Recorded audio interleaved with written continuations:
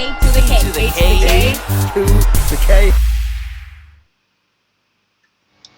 Coming up tonight in the Ringside Report.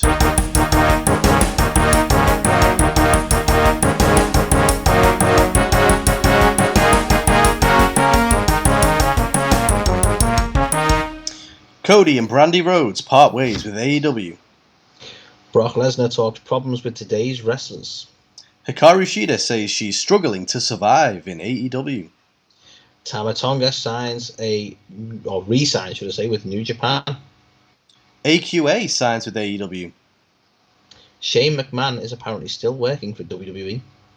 Tony Khan wants Jorge Masvidal to wrestle in AEW. 2 Impact Wrestling stars get engaged.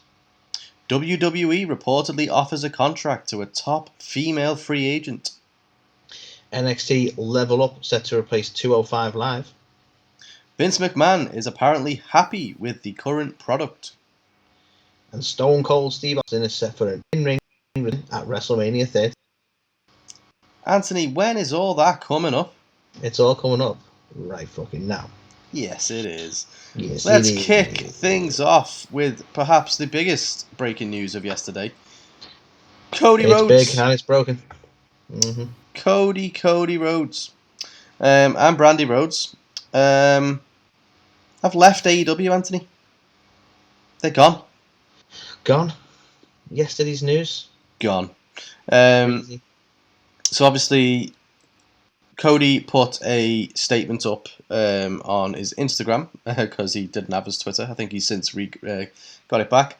Basically, just announcing that he has decided to part ways with the company.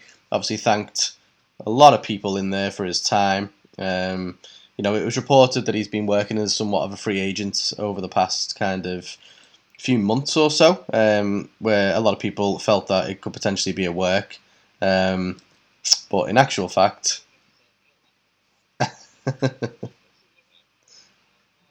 well, exactly. But no, by all accounts, him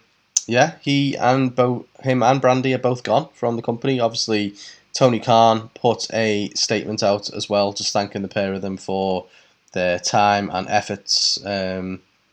Obviously, in the past 3 years or so that they've been with the company. So, yeah, shocking news all around. Anthony, what did you make of it?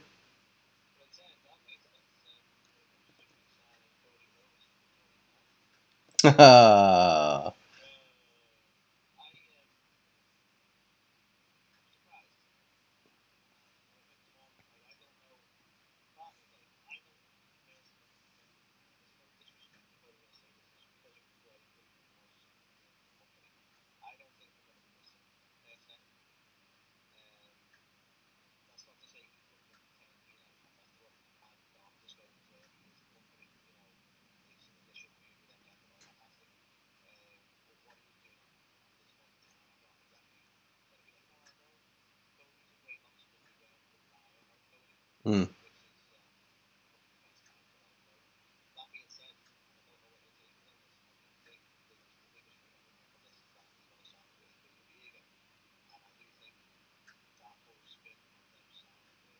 That whole spin of them signing the former EVP of AEW is going to be quite I don't know if damaging is the right word, but it's not going to be a good thing for AEW.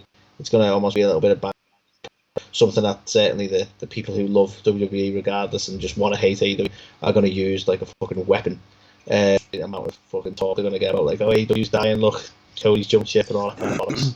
Yeah, I mean, that's bound to happen, isn't it? I think there's going to be a subset of fans who will use this as fuel, on the fire for why they hate AEW, why it's never going to be WWE, etc., etc. But it's going to be an interesting decision if he decides to go back. Now, by all accounts, obviously Cody was instrumental in starting AEW in the first place, but obviously Tony Khan has taken more and more control over the 3 years that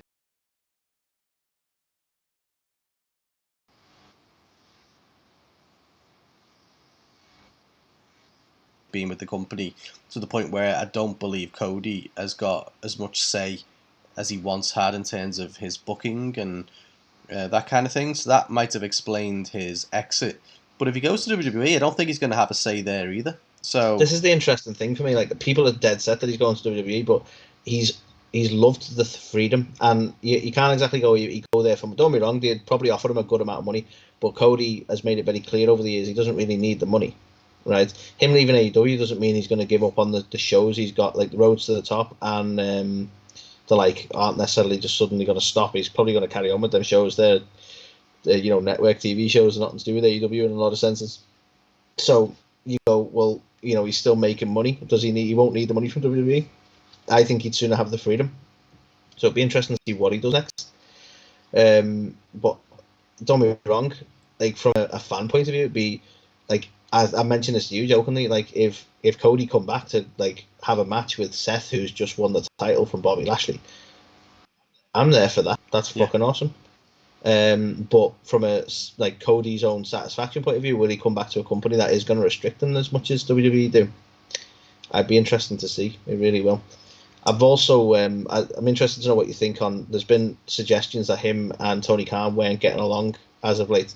Yeah. And a lot of them were saying like basically that Tony weren't overly keen on, like, I don't know how it worked in terms of contractually or their relationship, but it seems Cody had a lot of control over his particular storylines, and Tony weren't keen on. Obviously, Cody, for some reason, the last year or so seemed a bit tone deaf with the storylines, in the sense of like it comes in as the savior, and I honestly was convinced it was a work to eventually turn heel. I don't know, but it seems that like the suggestion is that maybe Tony Khan weren't too happy with the fact that he's still drawing numbers because Cody's a big deal, but his storylines weren't exactly working. Yeah, maybe. I think, it's a proper random one. I think a lot of people had speculated he had a bit of a falling out with the other EVPs, so obviously Omega and the Bucks and things like that. So, yeah, maybe there's more to it than meets the eye, but essentially, maybe Tony Khan just felt that, he signed the likes of CM Punk and Danielson and people like that, and at the end of the day, while he's got a hell of a lot of Wonga, I imagine Cody Rhodes leaving does free up quite a bit of space in terms of funds. This is some of the thing, isn't it? Like, they've gone into a contract negotiation, so some of it, and I'm not saying it'll have all been about the money, but it will have been about money on some level, and I think that might have been the bottom line, in all fairness, that Tony's not willing to pay what Cody thinks he's worth. Maybe, but I think it's a difficult sticking point, because I'm not saying Cody doesn't deserve the money, but at the same time, Tony's probably looking at his return presently, and there isn't much of one. No. All due respect to Cody, he's a legend, but a lot of his storylines have, as you've said, have felt a bit kind of tone deaf at times. In terms of how it's actually been portrayed, to the point that we did believe that it was definitely all the work for him to be turning heel, but maybe they just weren't. Do you know what I mean? Or who knows? I joked with you again the other day when the news broke, saying like this is just like a larger scale equivalent of him leaving his boots in the ring. Well, yeah. And that is just an example of some of the, like, what was the whole Malachi Black storyline ultimately? I lost, so I'm going to quit, but he didn't let me quit, so now I'm staying. I was like, what was that? What was that? Yeah, hey ho. Hey ho, indeed. But yeah, it's going to be interesting if he does end up rocking up in WWE. Will he be there in Saudi for the big shock to get a Saudi payday if he can, or do you think he'll be at WrestleMania, or maybe? And I know that it's a lot of wild speculation, isn't there? But a lot of people do seem to be dead set that he's going to WWE. But maybe he just wants to have a bit of time being a dad. That's the thing. Like, this would be the funny thing. Like, everyone's like, oh, he's not under a non-compete. He could appear anywhere, anytime. It's like, yeah, he has got a new kid, actually. Like, maybe it is just going to be a case of, like, you just don't see him anywhere for a little bit. Yeah. Like, I think sometimes people just actually forget that people actually have lives. And again, he doesn't really need the money. Well, living exactly. quite a blessed life, isn't he? He's not what's more important at the end of the day. Exactly. I know it's tempting when they're like, we're going to keep writing zeros till you say yes. Sometimes it's hard to say no, but I don't know. I can't see him rocking up in WWE that soon. No, and I think if he does as well, totally out of the realms of possibility, but I just don't think it's going to be as soon as people want it to be. Like, I can't imagine them cutting him a different deal to what the others have got. So, and I know people just say, well, contracts mean nothing to do anyway because they'll just release you or whatever. But I imagine they'd have to sign him to something, and it could be another Could be another Ali situation where you bring him in, get him on NXT, and basically have him job out to everybody to prove that NXT is better than AEW, and then he's stuck at it. You know what I mean? Like at the end of the day, Honestly, I think the way they would get Cody and get Cody soon would be one of these like limited Goldberg type deals where it's like, here's a shit ton of money for like 4 appearances, like spread out, and then you'll get like a Saudi appearance and a Mania appearance and so on like that, and it's not going to be anything like, here you are week in week out. No. I think that's probably the way they'll get him, because then he, like you say, he doesn't have to commit and he can still consider his family. He's still making bank and he's getting high profile matches. Yeah. Whether WWE do something like that, I don't know, but I think that'd be the way to get him. I mean, there is a significant story to be told by Cody, and he's an excellent promo. We've seen some of the heartfelt promos he's cut in AEW. I still love, that one that he cut early on in AEW where he was getting emotional and stuff like that. That's a fantastic promo. Imagine him being back in WWE, his emotions taking over. I think it could be in line for some fantastic promo work. But yeah, it could be something like that. WWE have had shocking amount of luck, like referencing stuff they've done wrong in the past and getting it right now. Do you know what I mean? Like some of the better storylines that have come out have been them referencing shit that they fucking fucked up. Yeah, like a la Roman Reigns. Right, so even if they brought Cody back and they let Cody loose with a bit of work on the fact of like all the stuff he hated doing with Stardust and stuff like that, let him talk about the company and about what he fucking hated, and he'll probably get over anyway as a story. Yeah, come in as a heel, fuck it, it's fine. Well, I mean, the thing is, if he comes in and starts shitting all over the things like Stardust and that, he'll become a babyface because. Well, yeah. But there is, I think it's difficult though. If what I'm hoping comes true, and he goes up against Seth. Seth plays the better heel, doesn't it? So he probably has to be the babyface. But are people going to want to root for the WWE guy initially? I don't know. It's going to be an interesting one. But it's not out of the realms of possibility either that he's going to have some time off, and this has been a big work, and it's probably this would be them playing the press something shocking if it is. But because they've issued statements and everything, but if he has some time off and then re-signs with AEW, and they always knew they were going to do that, that's it's not out of the realms of possibility. Some people are still speculating that might be the case. True, very true. So yeah, absolute crazy one, and I don't think anyone expected this, and it's going to be fascinating to see where it goes. Well, it looks like it's going to be the roads less travelled. Hey, funny guy. I don't know. I'm here all week. So the next one, Carl, I'm very interested to see what your take is on this, right? Because I don't know where Brock's coming from on some level. So Brock Lesnar has spoken out recently on the problem with today's wrestlers, Carl. So he appeared on the Pat McAfee show. That's right, Pat McAfee has a show. And he was talking about when he was coming up in the WWE locker room and what he perceives the younger WWE talent needs to do and the fact that they need to step up. So one of the quotes I'll give you, he says, it's just kind of weird how the revolutionary door, Lesnar said. Because when I first came up, it was like, The Undertaker and Steve Austin, and I could go on with the guys. But now I'm the old bastard walking down the halls. He says, I'm looking at these young kids, and I don't know. Someone needs to step up. That means get over. Figure out how to fucking put asses in seats. Not worry about your next high spots. Figure out how the hell I can be different. Like, how can I make money? That's it. Sorry, that's the business, right? But he actually goes on, and this is where I'm like, this is a bit of an odd take from him. He says, the young generation thinks that if you go out there and you do a certain move and do it over and over, but that's not the business. He said there's a good guy and a bad guy. And he reference to, I'll paraphrase to make it a bit quicker, reference to Holyfield and Tyson, and he says like, basically, again to paraphrase, that the reason him and Roman Reigns works at the minute is because you got the good guy, bad guy sort of situation. There's a story to be told there, and there's a couple of bits that I'm intrigued with. I want to sort of get your thoughts on, Carl, because essentially he's saying that people aren't stepping up like it's a big option in WWE, and he's like, they're just interested in doing high spots and they just come out and do. And I'm like, Brock Lesnar, the guy who comes out and does suplexes and F5s. Is talking about coming out and doing your move over and over is a bit fucking rich, right? And I'm not totally blasting Lesnar because he's right. The best stuff Lesnar's doing at the minute is because of a storyline where Roman Reigns is doing most of the fucking legwork, although this has been the best I've seen Lesnar in a long time. But before this, the Lesnar who just rocked up for the last 5 years, hit his moves, won the title, and fucked off. Like, wasn't an entertaining Lesnar. So it's a bit rich that he's coming at them, to be honest with you. And the other bit I'm interested to get your thoughts on, Carl, so I'll give this little bit of a rant as well. He's talking about, like, they need to step up, and I'm the old bastard walking around the halls now. It's like, do you not think some of the issue, Brock, is the fact that when you started, when you were coming up, and you've very specifically referenced it here, you had The Undertaker and Steve Austin and Kurt Angle and The Rock and loads of people to help get you the fuck over? I mean, that's it your might have job had, now, Brock. yeah, it might have had, might have helped in some way, mightn't it?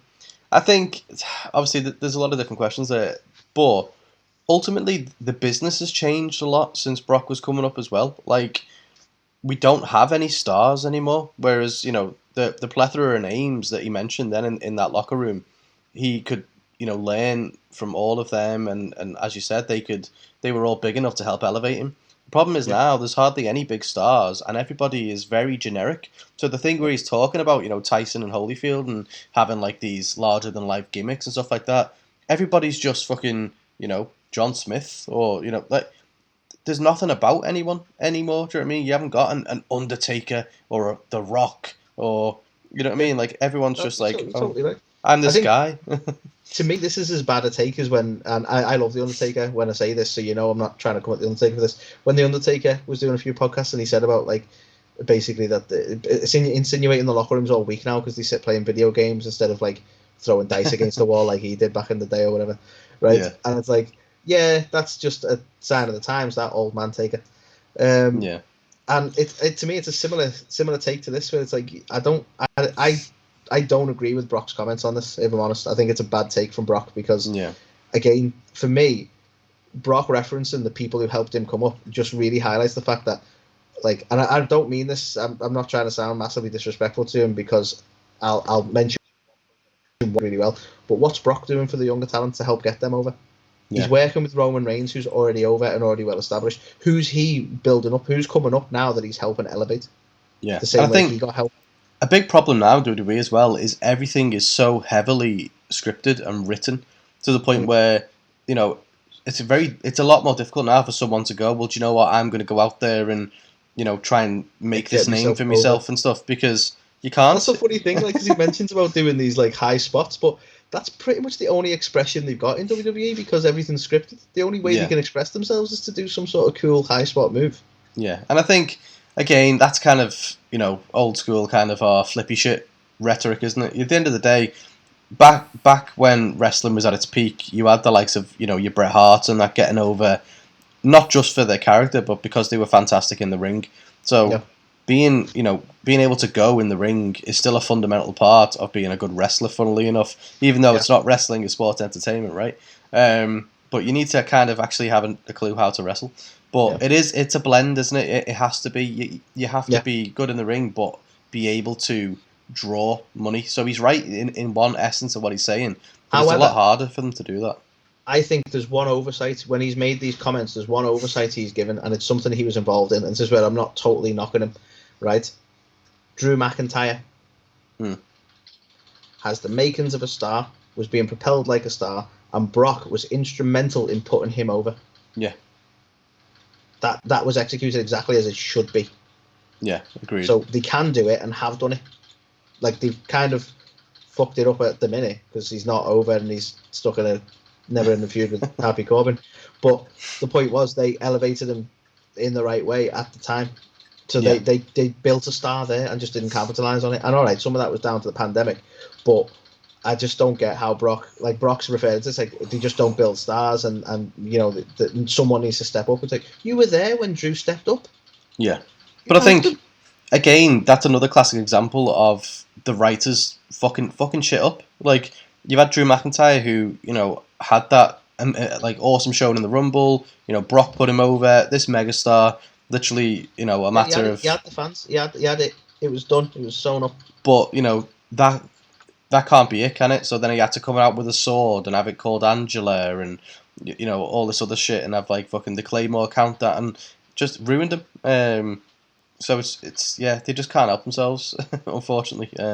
If the writers would just give them, the chance to to shoot for it and potentially fail.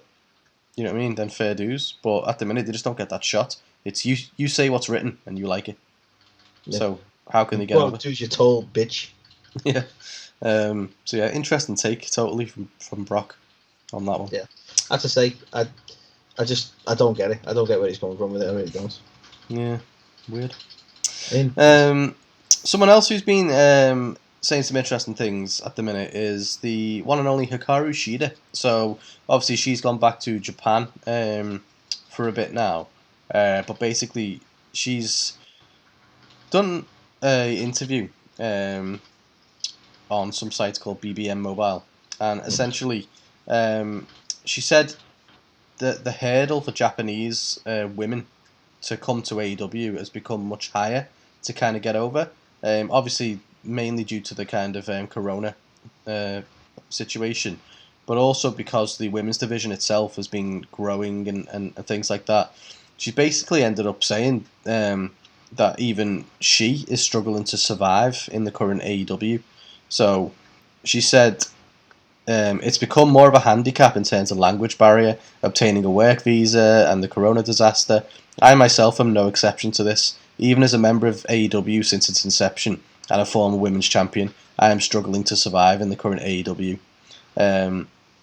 She goes on to mention what a lot of people have mentioned about AEW in the sense that there's a high degree of freedom for people to kind of say their own thing and kind of do their own kind of angles almost. But obviously she's saying that it's become significantly more difficult.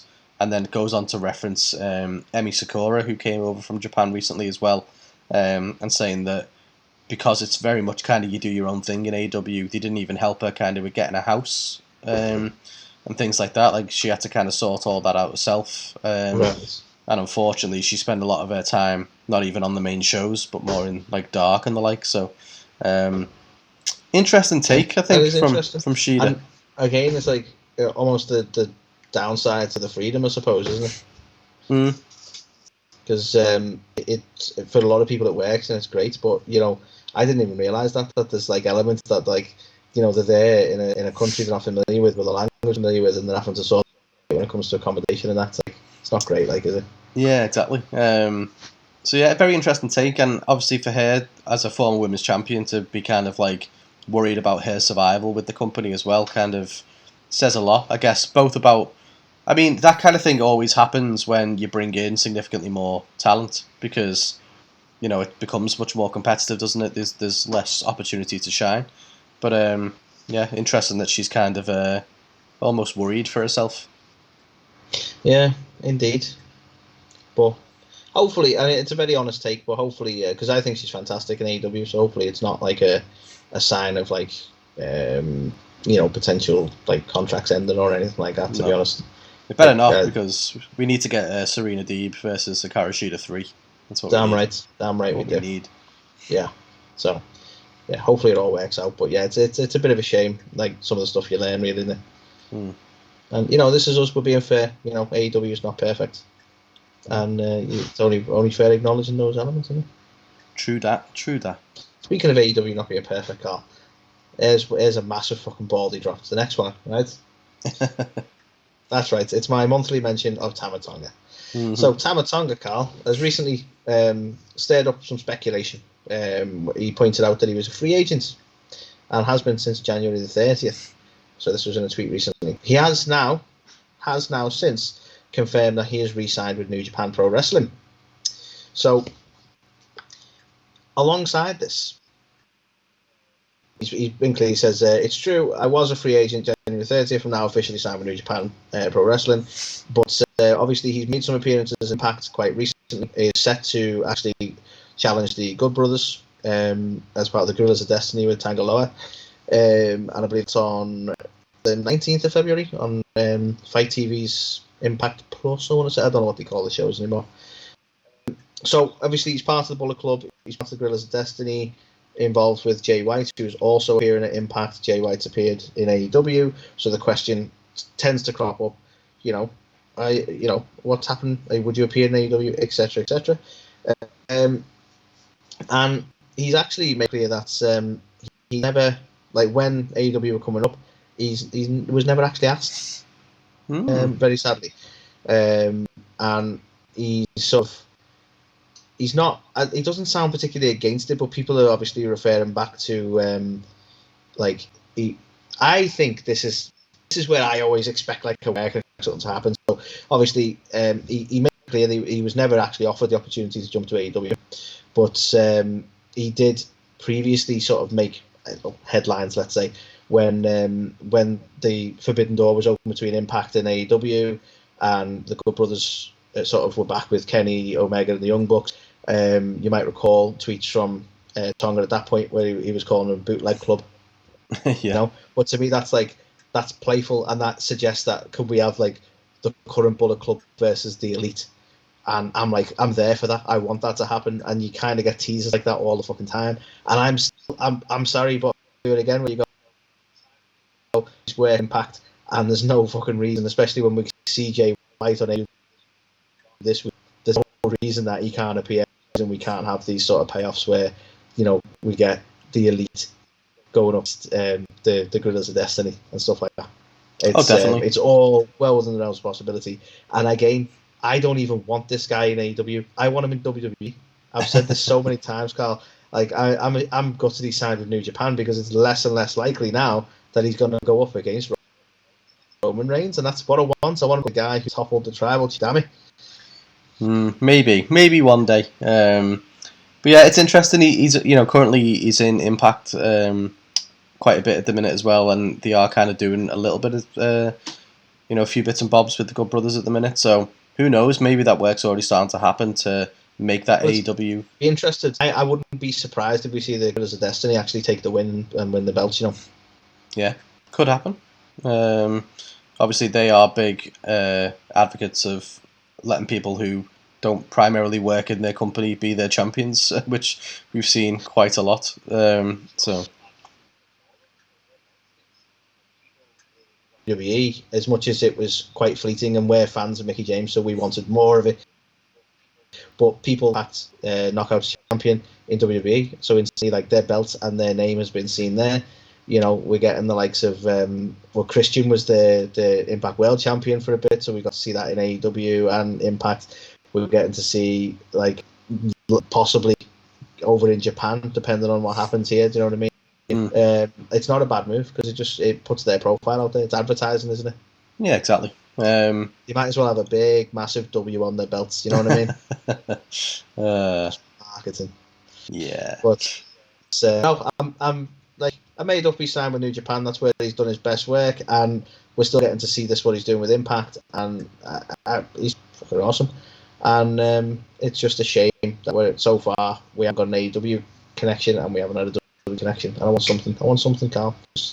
Maybe one day. Obviously, feed me more. I mean, it happened with AJ Styles, so maybe after Roman versus Brock this year, and after Roman versus Brock next year, we finally get Roman versus Tama Tonga. Who knows?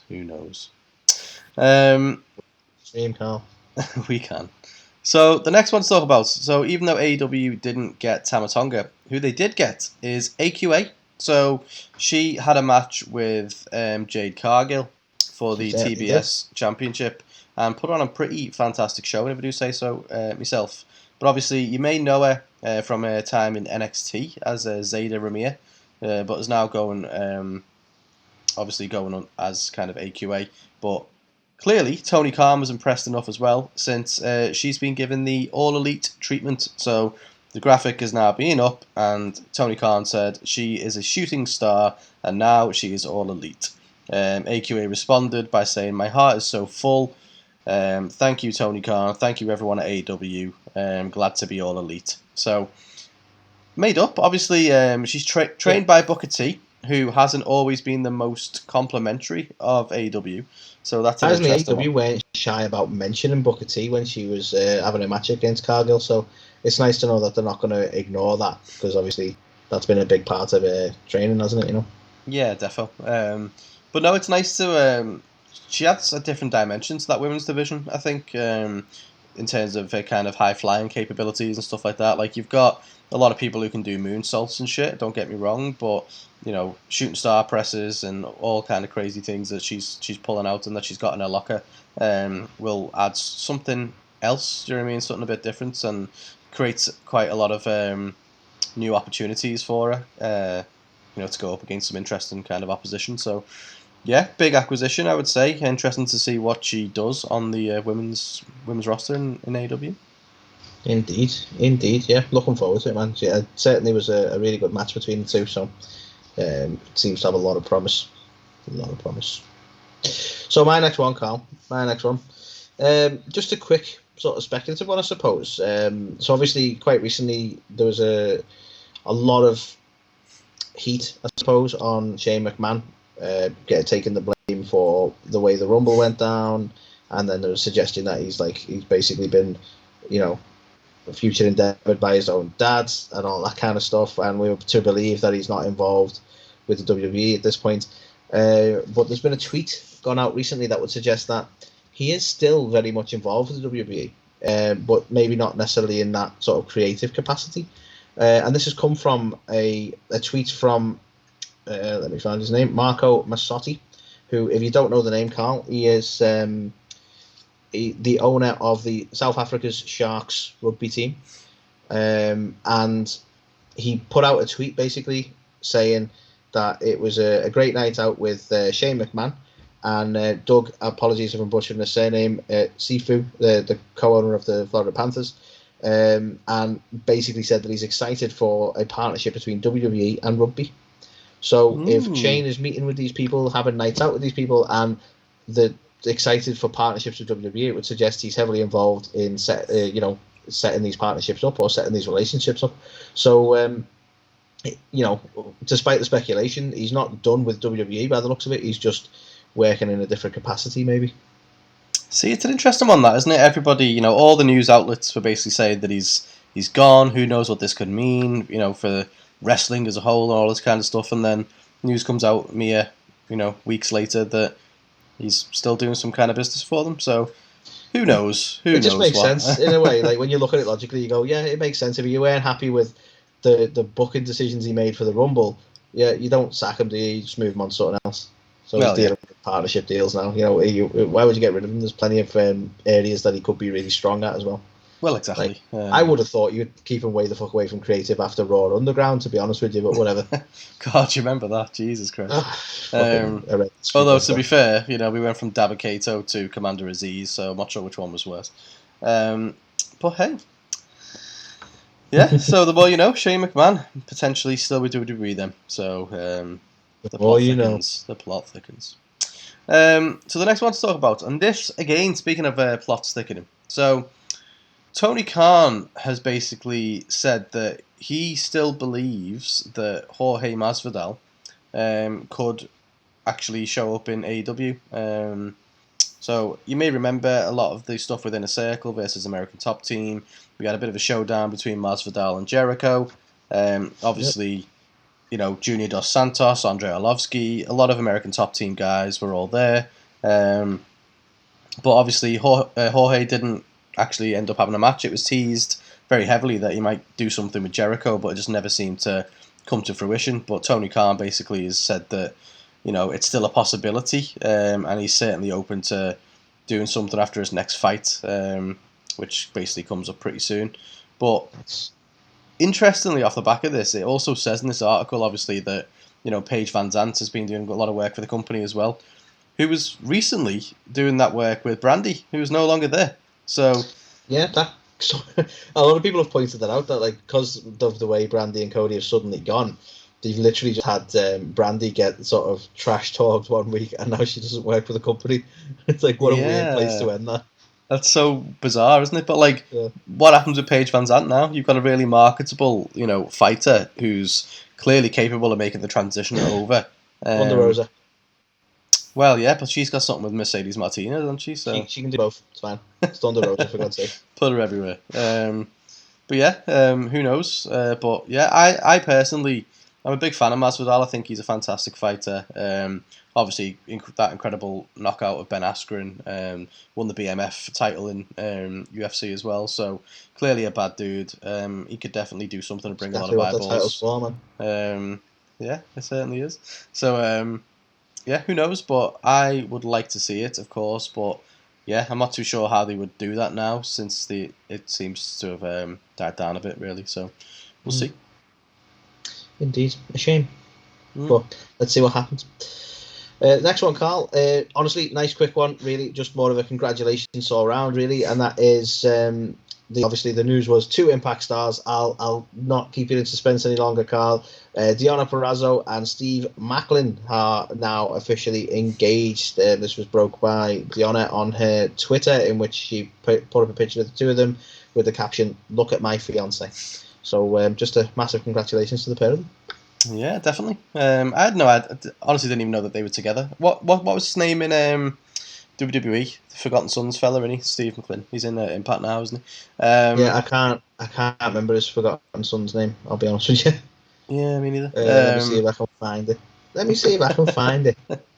Because just wait. Wait while we Google. Good like this. I do these things. But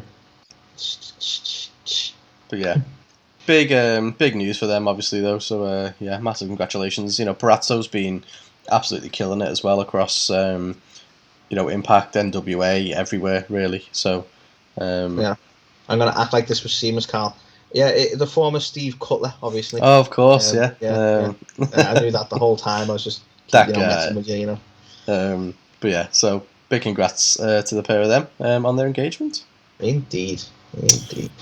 So, the next one to talk about. So, WWE has apparently offered a contract to former Ring of Honor World Champion, Rok-C. Now, obviously, she is a fantastic in-ring worker. Obviously, was a bit of an indie darling. Everybody was kind of big fans of her in Ring of Honor.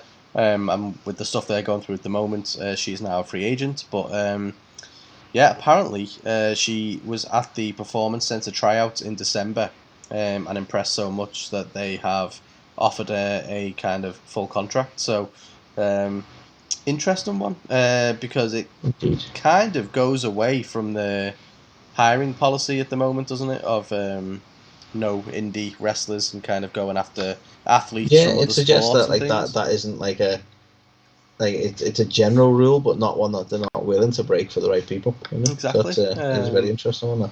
Yeah, I'm surprised. Obviously, the AEW didn't come in for her, or maybe they did and she just didn't want to go there. But yeah, I think it'd be a really big acquisition for them if they get her. I think, yeah, by all accounts, she's an absolute star. So watch this space.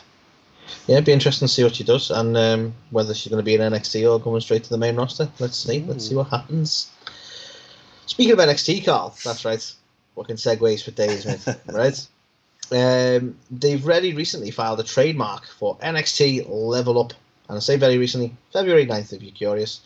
Now, the speculation, and this is speculation at this point, is that NXT's Level Up, which has been it's been patented as or registered, should I say, as a show about professional wrestling, a production and exhibition of professional wrestling. So it's very specifically, it words it very much like it's going to be a show rather than anything else. And the belief is that this is going to be the replacement for 205 Live. So just more of a point of curiosity. What do you make of the name, and do you think it is going to replace 205 Live? Well, I'm not too sure whether that's been confirmed now or not. I'm not sure, but I know they've aired the first promo for it. I think they're filming the first episode. Wow, you're ahead of me there, Carl. You're ahead of me. Just absolutely choked on today. I think they're filming the first episode after SmackDown this week. So I think they've got a logo and stuff now as well. So it is going to be an NXT branded show. But I'm not 100% sure whether it is in fact replacing 205 Live. But it probably would make sense. But I'm not too sure what the premise is for it. So obviously if it's Level Up, is that like an NXT second show now? Is that the developmental for the developmental? Like the developmental for the development. Well, I don't know, because NXT since 2.0 has felt more developmental than it ever has. And I felt like they were trying to get back to that roots of being a developmental brand. rather than trying to be the black and gold brand that they were. You know, this whole like with just as good separate thing. So I don't know, because to have like a developmental for the developmental just feels a bit on top to me. Yeah, definitely odd. But yeah, let's see what happens. I guess. Yeah, interesting to see what it becomes. Yeah. Either way, second show for NXT. So let's see whether it's the same people or whether it's the lesser featured who are going to show up on there. Yeah, lesser known guys. Yeah. Mm. We've had a ton of new signings, haven't we? On the what was that called again? Where they signed a load of younger talent. They had a name for it, didn't they? Oh yeah, can't remember what it was. But yeah, he did. Yeah, he we're did good at this. Yep. So it might be something to use for the ones that you've not long signed, who are like you say, they're very green, so like a developmental for the developmental, like you say. So we might be seeing the likes of the Rock's daughter, for instance, who we've not seen yet. Yeah, maybe. Interesting. Indeed. So the next one to talk about, Vincent Kennedy McMahon. According to PW Insider, basically has been quoted as saying that, what was he quoted as saying? We are told he pushes and presents what he likes and wants nothing else. What he likes and wants, and nothing else makes a dent in that vision. That's why the shows are presented the way they are, and that's why nothing is going to change anytime soon, if ever. He said WWE doesn't fix their problems because Vince doesn't think there's anything to fix. In his mind, he doesn't think anything is wrong. Now, this seems very much a speculative thing to say, doesn't it? Let's be honest. I think since this report came out, I'm not sure who it was, somebody took to Twitter and basically, I think it was a former writer, it might have been Brian Gerwitz, who basically said, okay, this can't be true because Vince is never happy with anything. I know from being in the writer's room, like, blah, blah, blah. So, yeah, who knows? It's very much PW Insider going, oh, yeah, he's happy. And someone else going, nah, honestly, though, like, there's being happy and there's, like, not being willing to change anything. And I think they're two different things for Vince, because he might be very happy with where the product is at the minute. They're making money and they've got some strong storylines in the Brock Roman stuff and so on. But Vince is constantly changing things and dropping storylines and ripping up scripts. We hear about that so much that, you know, you can't go, well, he's not looking to change anything because there's nothing to change or anything like that. Because he's, like, I think, as the former writer said, he's never happy with anything, and that's probably more accurate. Like, he could be happy with where WWE is at the minute, which is a different statement. But that's not to say that he's not willing to sort of change things. Like, I think he can still spot if a storyline's not working. I think, sadly, we don't get a lot of storylines that work, but we've seen them just abandon stuff that even, like, look at, like, again, Retribution wasn't working. To be fair, they dropped it. You know what I mean? Like, he's not totally like, as much as we moan, he's not totally unaware that he just keeps things running forever. Which is the sort of the way that kind of suggests, doesn't it? It's like, he's happy, he's fine with it, you know, not a problem. I do think he is reactive. It's just sometimes maybe like what he thinks is something for the crowd isn't something like that the crowd love. You know what I mean? Yeah. I would argue that he's more out of touch than anything. But yeah, yeah. At the end of the day, he's it's probably just taken out of context. If whatever this guy's said, he's probably more along the lines of he's happy with all the money that it's making, and the fact that it's profitable and yada yada yada, as opposed to, or just generally that he was quite happy that day. Maybe he did. He only tore the script up 12 times, which was a record low. So he must have been in a good mood. They overheard him referring to Happy Corbin and misheard him and quoted that. That explains why the other week he was a bit of a madcap. I love it. Yeah. And that time he booged. Booged? I don't know. There's something there. Took the good one. Anyway, so the last one, Carl, the next one, and again, somewhat speculative, really. We very recently had a report from Frightful Select, in which they note that WWE are basically trying to, and I say trying to because there's no confirmation from Austin, or no real confirmation all around, to be honest with you, but they're looking towards Austin having a match at WrestleMania 38. So this would involve him coming out of retirement for the WrestleMania in Texas, which, again, you can kind of get that.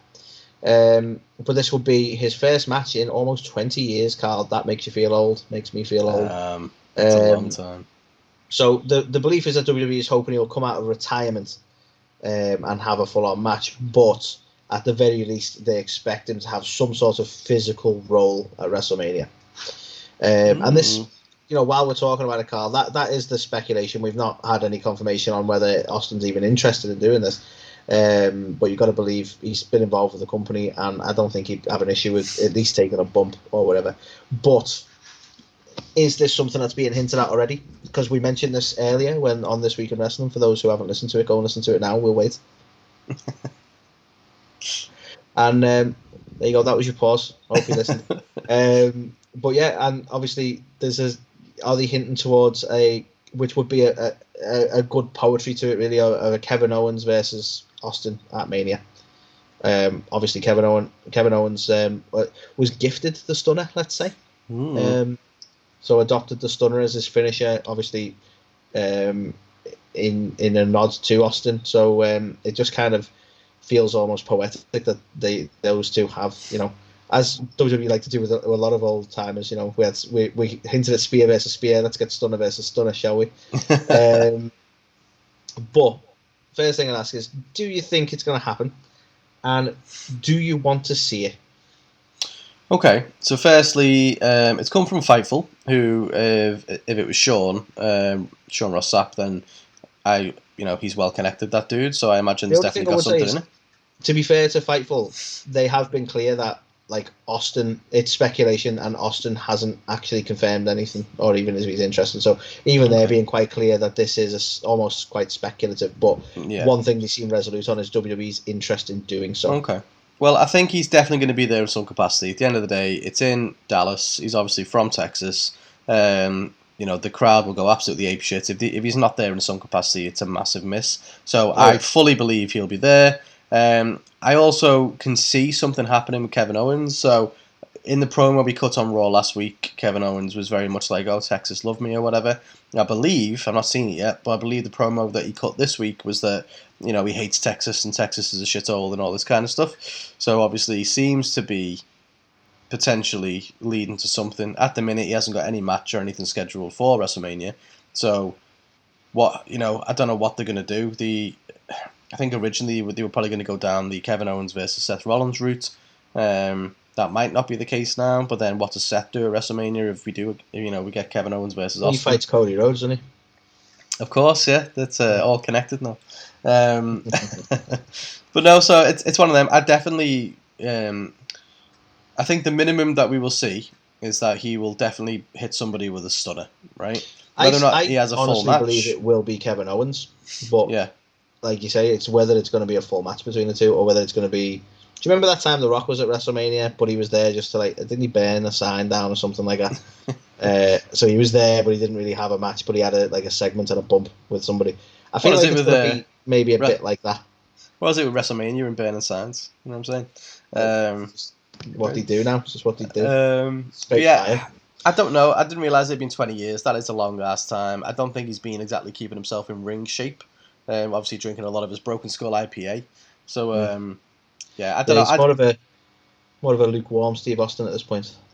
I'd hate for him to come back and look awful, and that be the last we see of him. Do you know what I mean? I think when we saw him in the pandemic times, and he kicked Byron Saxton in the dick because he couldn't lift his leg high enough to get him in the gut. That kind of showed us that he's probably not. He's got a bit of ring rust. Are we sure that he just didn't want to kick Byron Saxton in the dick? I mean, it's a possibility. Played the I can't lift my leg card, but he just wants to kick him in the dick. Maybe. And that was a tough. I want to see him again because the last time I remember seeing Austin was that promo he did during the pandemic to an empty arena that just felt flat as fuck because Austin cannot cut a promo without an audience. Wasn't it? Otherwise, he's just all and go what? Wasn't it with Becky Lynch, and didn't she hit him with a stunner? Yeah. He was there for some of it. Yeah. But yeah, I mean, for me, I would sooner personally we get not a full match. We get like a segment, and because Austin rocking up, being badass, drinking a beer, and hitting a stunner will always be effective. It'll always work. He doesn't have, if he has a full match, you're gonna realize there's ring rust there, you know. Yeah. And we just want a little bit of nostalgia pop at the end of the day. Well, exactly. At the end of the day, Bray it's in Wyatt's gone, Texas. so we can't exactly do like one of these cinematic things that he did with John Cena, can we? So, Well, it's gonna have to be an actual in-ring performance of some sort. And for me, I'm just like, you know, this just in: Stone Cold versus Alexa Bliss at WrestleMania in a cinematic match. No, I mean, insisted on a moment of bliss for some reason. Still the best thing we've ever posted. That where she's just on top of Randy. I love it. But no, he's definitely going to be there, isn't he? It's in Texas, so you know the Texas Rattlesnake has to be there. So I genuinely don't think that he'll have a match. I'd be shocked if he does, and if he does end up having one, I just hope that it's not one that he looks back on and goes, "I shouldn't have been in there." At the end of the day, he's got to look after his health and his legacy as well. So if it happens, obviously Kevin Owens is a fantastic dance partner to have, and I'm sure he'll make him look as good as he can. He's going to sell that one stunner that we get.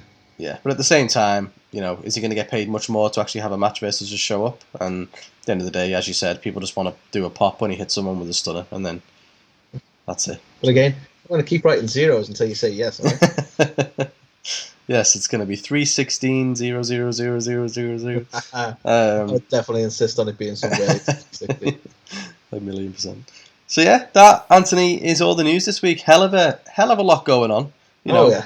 What timeline are we in? Cody Rhodes potentially, you know, going back to WWE after quitting AEW.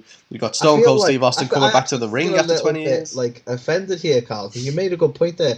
I feel like AEW have took our what if concept and gone, well, we'll fucking show you what if.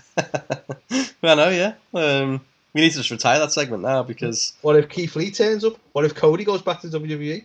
What if Jericho hints at having another match with Kevin Owens? Like, fuck you guys. This was our thing. I know, can't believe it. Yeah, a hell of a lot of stuff going on. Very exciting times. I mean, it's always exciting on the run up to WrestleMania anyway, but when you've got all this stuff going on as well, yeah, very interesting times indeed. But indeed. That was another fun-filled Ringside Report. If you haven't checked it out already, I mean, we did give you, sufficient amount of time there to go and check out This Week in Wrestling, but we gave our thoughts on what's happened across the board, and we're about to talk about Elimination Chamber, giving our predictions for what we expect to go down at the Premium Live event. Saudi Premium Live event. The Saudi Premium Live. And as much as some people have their issues with the whole Saudi relationship, Carl and I love it because it's at a reasonable fucking hour. Exactly. 5 p.m. over here, we get to actually watch it and not be absolutely tired out of our minds. So we can't wait. And yeah, tune into our prediction episode to find out what we think is going to go down. Will Riddle ride a camel again? Who knows? Probably. No, he's going to have to up the ante. What can he ride this time? 2 camels. That definitely. Well, do you know what? Maybe you'll get Randy to actually ride one this time. Yeah, maybe. Maybe that's the that's the kind of the selling point.